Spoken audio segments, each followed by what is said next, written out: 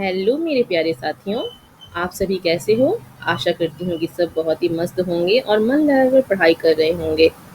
तो आज हम सुमित्र नंदन पंत जी की एक छोटी सी कविता और बहुत ही प्यारी कविता पढ़ेंगे और समझेंगे। तो आइए हम इस कविता को पढ़ते हैं और समझते हैं। तो इस कविता का शीर्षक है मैं सबसे छोटी हूँ। एक छोटी सी बच्ची है, जैसे कि आप पिक्चर में देख रहे हैं, अपनी माँ की गोद में खेल रही है ना। तो आइए जान लेते हैं इस कविता में क्या कहा जा रहा है। तो कविता कुछ इस तरह से है। मैं सबसे छोटी हूँ, तेरी गोद में सोऊं, तेरा आंचल पकड़ पकड़ कर फिरूं सदा माँ तेरे साथ, कभी न छोड़ू तेरा हाथ। तो यहाँ एक छोटी सी प्यारी सी बच्ची है, वो अपनी माँ से क्या कह रही है कि मैं सबसे छोटी हूँ। वो सदा छोटी रहना चाहती है, वो बड़ी नहीं होना चाहती। क्यों? आइए तो देख लेते हैं क्यों वो छोटी रहना चाहती है। तेरी गोद में सो, अगर वह छोटी रहेगी तभी अपनी माँ की गोद में वो सो सकती है और अपनी माता के आंचल को पकड़ पकड़ कर इधर उधर घूम सकती है ना।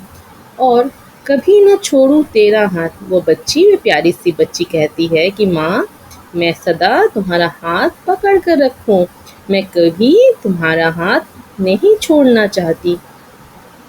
तो आइए और पंक्तियों को देख लेते हैं। बड़ा बनकर पहले हमको तू पीछे चलती है माँ,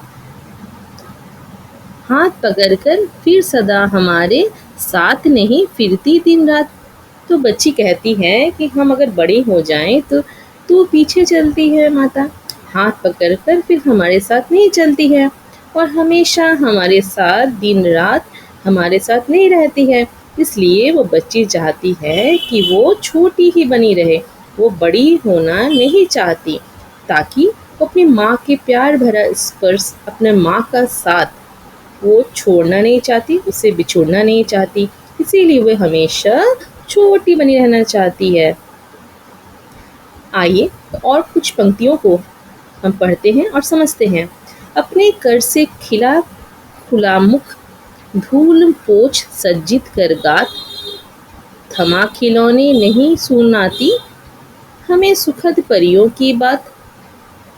अपने कर से खिला धुला मुख, क्या कहा जा रहा है कि अपने कर से तथा अपने हाथ से खिलाकर, मुख धुलाकर, धूल पोंछकर, सज्जित कर, गाल को सज्जित करती है। थमा खिलौने नहीं सुनाती, हमें हाथ में खिलौने थमाकर हमें नहीं सुनाती।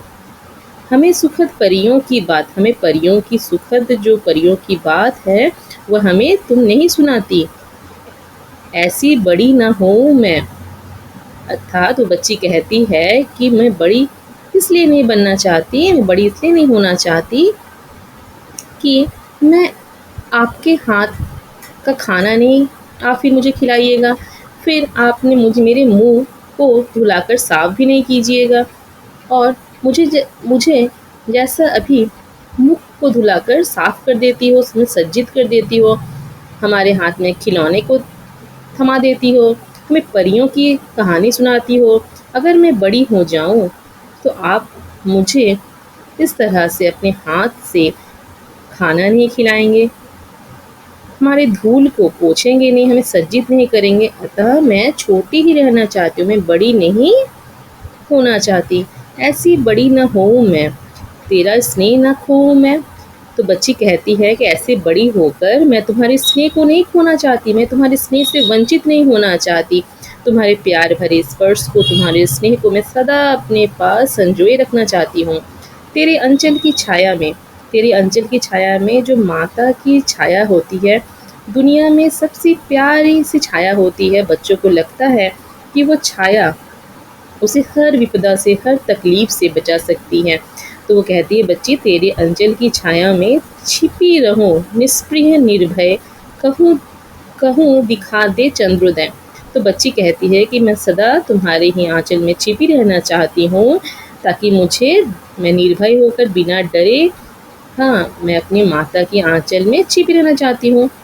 कहीं कहीं दिखा दे चंद्रोदय। इस तरह से छोटी सी प्यारी सी कविता को हमने पढ़ा और समझा।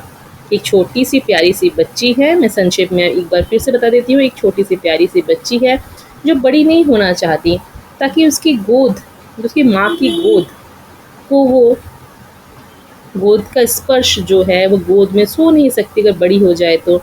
अपनी माँ के आँचल को पकड़ कर वो चल नहीं पाएगी अगर बड़ी हो जाए तो। और अपनी माँ का हमेशा जो साथ उसे मिलता है, क्योंकि वह अभी छोटी है। अगर वह बड़ी हो जाए तो उसकी माता उसे अपने साथ हाथ पकड़कर चलेगी नहीं, अब उसकी गोद में सुलाएगी भी नहीं और अपने हाथ से खिलाएगी भी नहीं, उसे सुसज्जित भी नहीं करेगी और परियों की सुंदर कहानी भी उसे नहीं सुनाएगी। अतः वो छोटी सी प्यारी सी बच्ची अपनी माँ से कहती है कि मैं छोटी ही रहना चाहती हूँ, ताकि तुम्हारा प्यारा सा स्पर्श, तुम्हारे स्नेह और तुम्हारे आंचल की छाया में सदा मैं सुरक्षित रहूं, निर्भय रूप से अपना जीवन व्यतीत कर सकूं। आशा करती हूँ कि ये कविता आप सभी को पसंद आएगी और समझ में आएगी।